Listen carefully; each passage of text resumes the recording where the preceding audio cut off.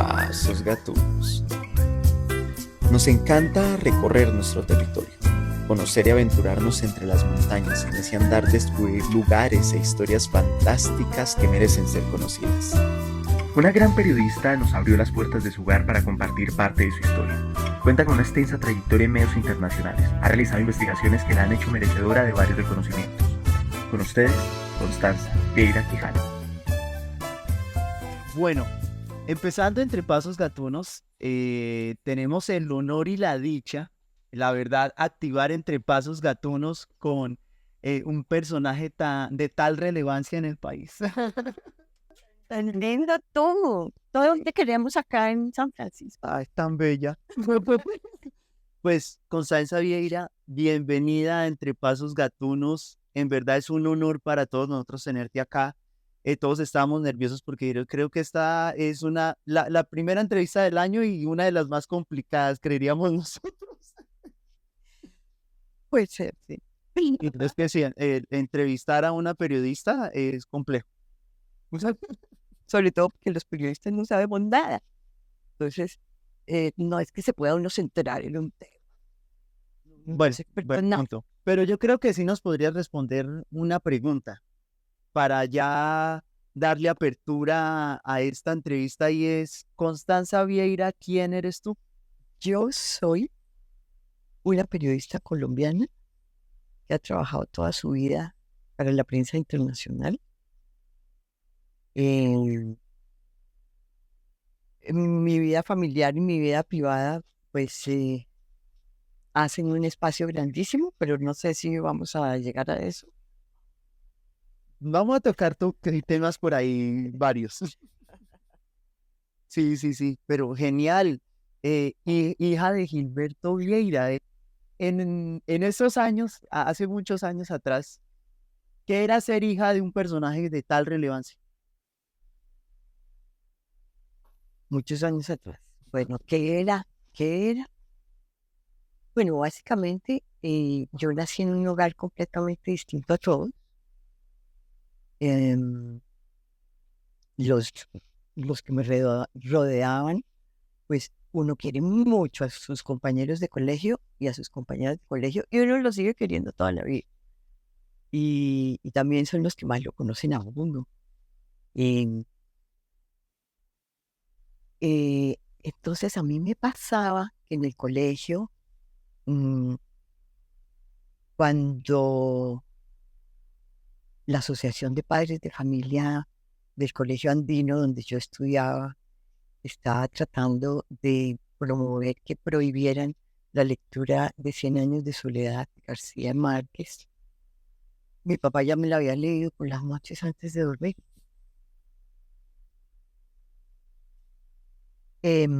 Ser hija de mi papá en esa época también significó que cuando la mayoría de los papás de mis amigas y de mis amigos decían, uy, no, eso los Beatles, eso es pura bulla, qué música tan fea.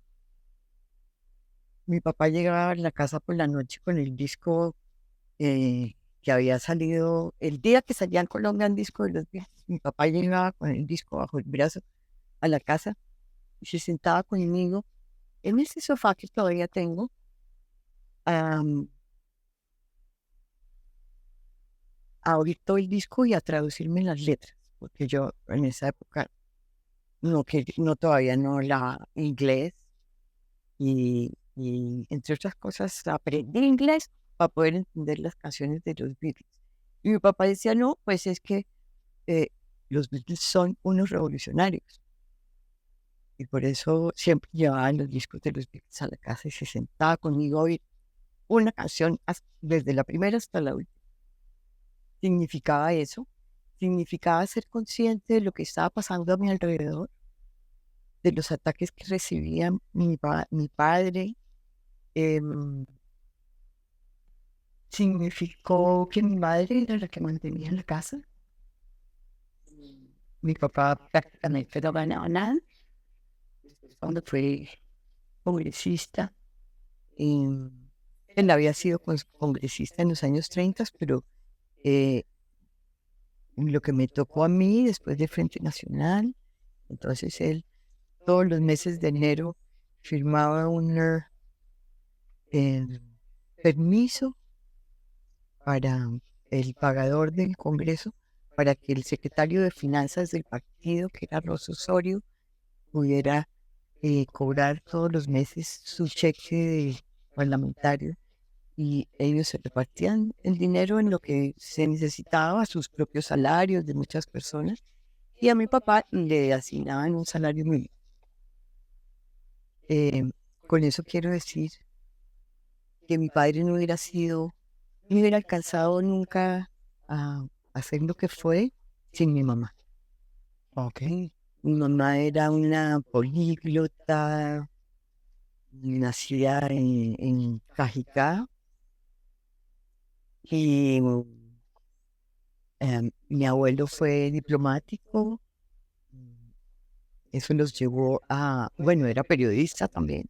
Mi abuelo, Joaquín Quijano Mantilla, muy cercano a Eduardo Santos, y eh, lo nombraron cónsul honorario en Berlín. Nunca ganó salario tampoco por eso, pero ganaba muy bien como corresponsal, y mi abuela también tenía sus posiciones. Y mi madre pues resolvió casarse con mi papá.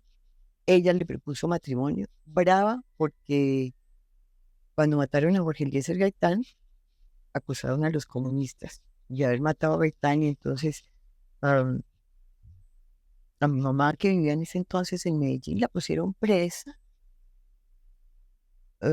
acusada de tener cartas de amor con mi papá.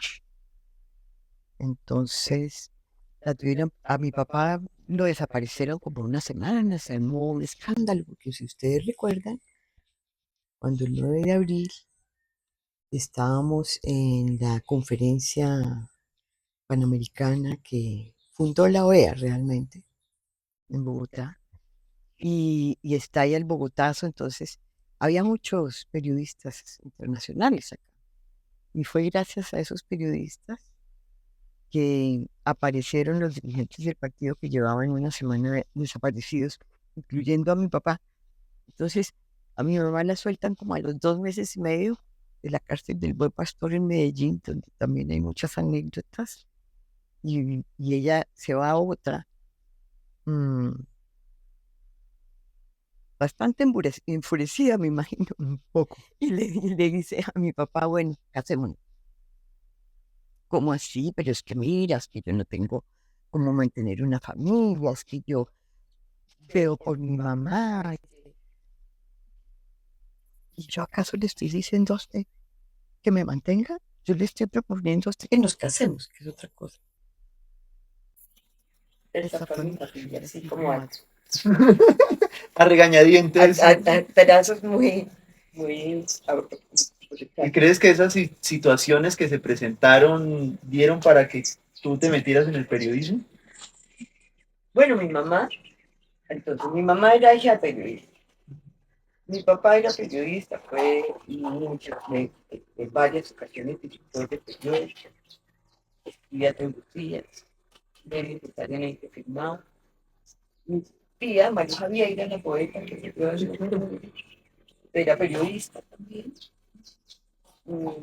Mi tío Jaime Quijano Caballero es uno de los fundadores del Círculo de Periodistas de Bogotá. Entonces tenía periodistas por todos lados, y mi mamá me dice un día, mijita, ¿y usted no quiere ser periodista? ¿Yo qué voy a ser periodista? No, yo quiero hacer otra cosa. Entonces finalmente, sí, me pareció que el periodismo era interesante. Empecé a ejercerlo antes de estudiar, pero también estudié hasta el último semestre, pero no me gradué. En esa época daban tarjeta profesional de periodista, entonces con eso yo me defendía. Y como trabajé siempre para afuera, entonces eso es más o menos. Sí, el periodismo le permite a uno estar con los pies más cerca de la realidad. Claro. ¿Y qué ha implicado ser periodista en Colombia? Bueno, yo hago parte de una generación que ha pretendido, ha tratado de hacer un cubrimiento responsable y ético del conflicto armado. Obviamente que el primer principio es no poner en peligro la vida de nadie por un artículo. Obvio, así uno se calle las cosas. Y eso nos diferencia de la generación anterior, donde había periodistas muy cultos, que además eran políticos, como mi papá, como Lleras Camargo, bueno, el propio Eduardo Santos, ¿no? Mezclaban, digamos, la política con el periodismo. Y tal vez yo he tratado de mantenerme al margen de, de, de ser política activa, ¿no? Porque al estar cubriendo guerra, pues no conviene mezclar ambas cosas, me parece, es mi posición personal. Sí. Los del premio del año pasado. Pues en 2023, es que no es en 2023, mis colegas de Ojo Rojo, a quienes quiero mucho, que son de la prensa extranjera, es un grupo creado por fotógrafos de la prensa extranjera, y yo nos ganamos el premio Simón Bolívar de periodismo al mejor libro periodístico por una investigación que hicimos sobre la guerra de Villarrica, que fue la guerra cuando yo nací, y que nadie sabe, casi nadie sabe de esa guerra, muy pocas personas saben que en Colombia el general Rojas Pinilla bombardeó con 50 bombas de napalm a nuestros campesinos el oriente del Tolima. Y nosotros, esa guerra fue censurada por Rojas Pinilla y por eso la gente no conoce. Entonces lo que nosotros hicimos fue como simular como una revista de la época, se llama La Época, donde aparecen las noticias que fueron censuradas sobre esa guerra. ¿Qué opinas sobre el periodismo, sobre los periodistas que se dedican a hacer prensa en Colombia? Bueno, a mí me ha gustado estudiar una corriente filosófica que es el marxismo. Y del marxismo hay una cosa que me gusta, y es que ve a las personas no como individuos, sino como personas que juegan el papel de acuerdo a sus intereses. La ventaja que tiene eso es que tú difícilmente vas a lograr que yo hable mal de alguien. Sí. Porque yo a ese alguien lo veo es, caramba, pero si es que trabaja en medio de un consorcio español y, y estos señores de la empresa esa dueña de Sanitas son españoles, y vete a saber ahí qué intereses de sociedades hay, el periodista de pronto, ya sea por miedo, ya sea por mantener su puesto, ya sea porque está convencido también, entonces termina defendiendo los intereses de la empresa que lo, que lo emplea. Yo creo que periodistas finos y honestos hay en todos los medios nuestros también. Alguna vez ya mi además decía, no hay cómo censurar a un periodista, que hasta con levantar una ceja, ya el espectador dice, aquí hay algo raro. Sí. ¿Sí? Entonces, es una batalla permanente y también hay que darla contra los directivos y contra los patronos y, cómo no, contra los gobiernos. Y los gobiernos tienen que dejarse criticar o si no, se pudren como el agua estancada. Claro, claro. Y hablando de temas de gobierno, ¿qué opinas sobre el gobierno actual?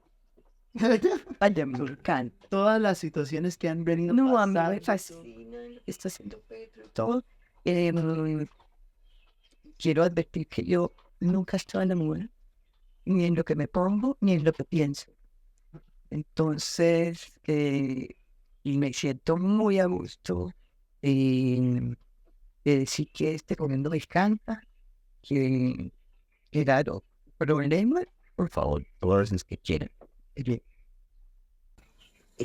esta cosa que va probándose todavía no es seguro, ¿no? Que les vaya a tocar a nuestros ancianos y ancianas que no tienen pensión 280.000 pesos desde junio del año entrante. Ay, a mí eso me hace mucha ilusión. Esas cosas me encantan. Y, y claro, ay, ya veo otras cosas y, eh, muy criticables, ¿no? Pero, pero creo que este gobierno lo más importante que ha hecho es desbaratar el sistema del negocio del narcotráfico.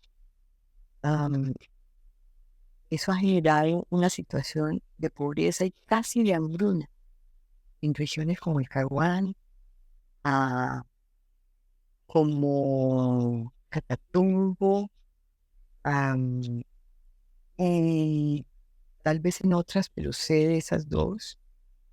am, y eso me parece muy importante. Me parece muy importante que el primer anuncio de Petro, que obviamente es un hombre lleno de defectos, él lo sabe, pero también es un intelectual muy estudioso, a quien no hay que escribirle los discursos. Yo aprecio eso mucho, porque a mi papá también nadie le escribía los discursos. Soy hija de un intelectual muy estudioso y sé reconocer un intelectual serio. Entonces, mm, el primer anuncio, el primer nombramiento de Petro es a Iván Velázquez. Iván Velázquez es un ícono internacional de la lucha contra la corrupción y aquí Colombia, pues, fue el que metió a la cárcel como 85 parapolíticos, como investigador, asistente, magistrado, investigador de la Corte Suprema de Justicia. Él fue el que tuvo a cargo eso y a mí me parece que con su solo nombramiento renunciaron 50 oficiales del ejército y la policía. Y después ya él fue como eh, limpiando, destituyendo, no llamando a- bueno, lo de no llamar a curso de ascenso, pues no se debe incluir en la lista que estoy dando, que es una lista muy comprometedora, porque obviamente sabemos que los militares eh, van como en pirámide y obviamente que habrá siempre un porcentaje que no entra a curso de ascenso. Pero me parece que el ejército y la policía se están limpiando, que es lo que pedían las Naciones Unidas y todas las organizaciones de derechos humanos desde hace décadas, a limpiar el ejército, limpiar la fuerza pública. Y eso es lo que está haciendo Iván Velázquez, de quien se burlan y todo, pero ¿qué es lo que pasa cuando desbaratan una, una, cuan- qué es lo que pasa cuando renuncia a esa gente o cuando los destituye? Resulta que cuando estamos hablando, cuando oigan ustedes hablar de em, ruta del narcotráfico, uno dice ruta, es una carretera de aquí a allá. No, es una cadena de funcionarios públicos, civiles o de uniforme, que dejan pasar la droga por su territorio. Eso es una ruta. Y las rutas resulta que se desbaratan, están desbaratadas. Nadie llega a los territorios a comprar droga, comprar pasta base, que es lo que compran en los territorios. Y a mí me parece que eso, pues no lo había logrado ningún gobierno. Y siempre decimos que la guerra colombiana, el combustible es el narcotráfico y que no paras por el narcotráfico. Sí, eso tiene mucho de cierto. Pero bueno, aquí hay un principio. ¿Por dónde es que es la cosa para parar, aunque sea una parte importante del mercado? Entonces, eso me gusta. Me gusta que tengan que tener una vicepresidencia de raza negra. Me encanta que se tengan que aguantar una vicepresidenta que estuvo en algún momento de su vida limpiando las casas de la gente que ahora la odian. A mí esas cosas me encantan y las tengo presentes siempre. Y, y bueno, ya en otro ámbito, ya también, pues, Petro se atrevió a lo que no se atrevió Santos, a quien le debemos mucho, a Juan Manuel Santos, eh, por el hecho de haber firmado la paz, que eh, Santos no se atrevió a elegir un fiscal independiente, porque Santos está metido en odio, y gente de Santos está metida en odio. Entonces él tenía que, pues, meter en la terna al que finalmente quedó, porque el tema de Odebrecht tenía que quedar bajo el tapete. Siguiente gobierno quedó otra vez bajo el tapete, porque todos estaban medio, y entonces medio comprometidos. Entonces Petro, con todo y que su hijo sinvergüenza, su hijo Calavera y el hermano, que ni hablar del Peluquín, pues, están con toda razón en la mira de la justicia. Bueno, se atreve a nombrar una, una terna de fiscales que no las maneja ni el marido. En el caso de una de ellas y de las otras dos, bueno, yo realmente la que más conozco es Ángela María Buitrago, que como ustedes pueden haberse dado cuenta, fue la única que no fue a visitar a ningún magistrado para decirle vote por mí. Esa es la mía. Sí, Ángela María Buitrago, y fue la única. la fiscal del Palacio de Justicia. La verdadera y única fiscal de hierro que tenemos en Colombia. Pero esta, mis respetos, la que finalmente quedó. Y bueno, yo creo que podemos volver a confiar en la justicia. Y porque está bastante quebrantada con tantas situaciones que se han llevado a cabo Sí, en la historia política de este país. sí, sí, sí, Ya era necesario, sí, sí. era necesario para un respiro. ¿Y por qué no escribir para medios nacionales? Y yo siempre he trabajado con la prensa extranjera. Bueno, me siento más libre trabajando para la prensa extranjera. Am, aquí, como que no saben, todavía les cuesta distinguir entre Corte Penal Internacional y Corte Internacional de Justicia. Y a mí sí no se me confunde. Entonces yo no puedo tener un jefe que no sepa la diferencia entre una cosa y la otra. Para aclarar, porque los periodistas no es que sepamos más, sino como decía un colega que tenía un programa, yo sé quién sabe lo que usted no sabe. Perfecto. Así se deberían llamar todos los medios. Los periodistas somos un océano de conocimientos de 1 centímetro de profundidad. Entonces, pues lo que hay que saber es dónde están los expertos para preguntar y hacer las preguntas que, que, que que ayuden más. Pues sí, ¿y qué le puedes decir a los futuros periodistas de este país? ¿Cuál sería tu comentario de experiencia que ellos hagan pues, una buena labor dentro de su trabajo? Bueno, lo primero es un manejo pulcro del idioma, correcto en lo gramatical y que no insulte a nadie. Nada de uso de vulgaridades, ni nunca el insulto personal. Eh, Lamentablemente nos tocó un país en guerra, sigue en guerra. A mí me está pareciendo que esto, no sé, si se acaba, ustedes serán los que lo van a disfrutar más. Si se acaba la guerra, si Petro logra acabar la guerra, que es muy difícil, realmente es una ilusión. Hay que distinguir entre la esperanza, que es la que nunca se pierde, y las ilusiones que a veces engañan. Em, entonces, eh,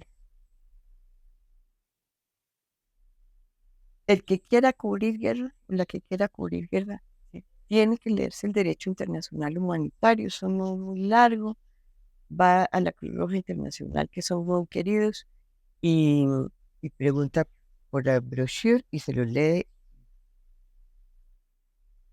¿Por qué? Pues porque el que se salga del derecho, el civil que se salga del derecho internacional humanitario se equivoca, porque el derecho internacional humanitario, la columna vertebral es que del derecho internacional humanitario es que distingue entre combatientes y no combatientes, es decir, divide a la humanidad entre los que están de un lado o del otro de la mirilla de un arma, eh, y realmente es una cosa que antes se llamaba el derecho de gentes, se la inventaron, otra cosa que se inventaron los chinos, um, el primer acuerdo humanitario en una guerra fue en China, de que se tenga noticia, hace 5.000 años, eh, acordaron dos facciones que estaban en guerra no envenenar la quebrada no. Listo. Entonces, de ahí en adelante, el derecho internacional humanitario ha ido poniéndole más y más y más límites. Y en esa seguimos y la pelea sigue. La pelea sigue, no, no nos podemos dormir. A nosotros, como periodistas, en un país que ha vivido en guerra, con tantas víctimas que mueren más víctimas que en todas las dictaduras de América Latina, la mayor cantidad de víctimas ha sido acá. Pues sí, creo que es un deber estudiar eso, y donde uno se encuentre con un problema de violación del derecho internacional humanitario, pegar el grito vagabundo, mejor dicho. No dejarse. Y yo conozco los derechos y les da miedo a los que cometen esas infracciones, cuando uno los está señalando de violar el derecho internacional humanitario. Eso básicamente, no le tengan miedo a escribir, porque lo que hablábamos ahorita, incluso los maestros que hay hoy en día, muy jovencitos, que hacen unas maravillas de cosas en video, de todas maneras hay que redactar y hay que saber escribir, y no se puede publicar errores de ortografía. Sí, eso es imperdonable en un gobernante que, que promueve la educación del pueblo, que él mismo salga con, eh, con errores, gramaticales y a veces incluso ortográficos en sus tweets. Eso sí no se lo perdono. Bien, bien, bien, bien. Y última, así para finalizar, ¿por qué llegar a este lugar? ¿Por qué ese cambio tan drástico en la vida, no? Porque esto considero que es un cambio. Bueno, sí, la verdad es que Bogotá me expulsó porque me empezó a hacer daño la altura. Eso no es solamente culpa de Bogotá, sino que yo fumé 27 años o algo así. Entonces empecé a tener como dificultad para respirar. Eh, Me fui unos años a vivir a la costa, y la verdad es que los Andes me hacen mucha falta. Me encanta el olor de los Andes. Vivo feliz, eh, debajo del lugar donde nacen las nubes. Es el bosque de niebla que tenemos allá arriba. En estas semanas de sequía y de crisis tan tenaz la, con la falta de agua en Bogotá y todo, ponen a mirar, ni siquiera en el Alto del Río llueve igual que acá. ¿Por qué? Porque entre el Alto Divino y nosotros está un bosque de niebla, al que tenemos que defender a capa y a capa y espada, porque es que esa es la fábrica de nuestra agua, de aquí para abajo hasta el río Magdalena. Y esas son palabras mayores, porque el río Magdalena llega hasta acá. Y eso es solo agua para nosotros. Entonces, sí, aquí es donde tú te das cuenta en lo que es la mega biodiversidad. Yo toda la vida le tuve al terror a las arañas, perdí la batalla. Ya no lucho más contra las arañas, ya son mis vecinas, vivo con ellas. Ah, otra telaraña, no importa. De los pájaros, la naturaleza. Este lugar tiene también algo muy bonito que se debe a los pobladores de acá. Y es que los pobladores de acá han cuidado los árboles, han cuidado la naturaleza.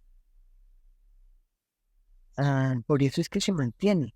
Es lo que nos gusta a gente como yo que llega eh, enamorada primero de la naturaleza y segundo, la gente tan querida que es la gente de San Francisco. Y eso es. Pues mi Constanza, le dimos así una vuelta así toda muy rápido, pero el tiempo como siempre se acaba para no igualmente levantarse la mano. Sí, yo quiero quiero decir que él tenía una libreta de apuntes con las preguntas que me iba a hacer, pero llegó sin libreta de apuntes ni nada, y ahí ven la entrevista Sí, la que dije salió y todo. la Entonces dejé allá. me acordaste a García Márquez. La primera entrevista que hice se la hice a García Márquez, pero yo estaba aterrorizada. Yo también estoy ahorita aterrorizado. Estaba aterrorizada. Entonces, y íbamos con otras dos colegas, y entonces, todas sardinas, y grabadora. Yo puse la grabadora, la prendí, y me dice, sin grabadora. García Márquez tenía toda una teoría sobre las grabadoras, y era que decía que un periodista que prendía la grabadora se desentendía de lo que decía la entrevista, mientras que decía el conversadito. Sí. Entonces que el periodista sí seguía la conversación y todo. Entonces te felicito. Ay, gracias. ¿Uno qué le pregunta a un periodista? Sí, sobre todo porque es que los periodistas, muchos te van a decir, yo me volví periodista para que nadie me preguntara nada a mí. Porque me da miedo. No, y además es que yo creo que Constanza le debe tener miedo a las cámaras. Sí, desde que a mí no me pongan una cámara al frente, todo está bien. Sí, es verdad. No, menos mal, las cámaras que hay son pequeñas. Sí. Es cierto. Y estábamos en confianza, entonces así uno más se relaja un poco. Pero sí, yo estaba con ese complot mental. Yo dije, no. A García Márquez le hubiera encantado tu entrevista. Y no, y pues queda también de mi parte agradecer, yo creo, de todos tus lectores, de que has sido una periodista muy responsable. Gracias. Sí. Pues muchas gracias por habernos abierto las puertas de tu casa. Bienvenido. Yo creo que va a haber, que espero que haya una segunda oportunidad. Y no llovió.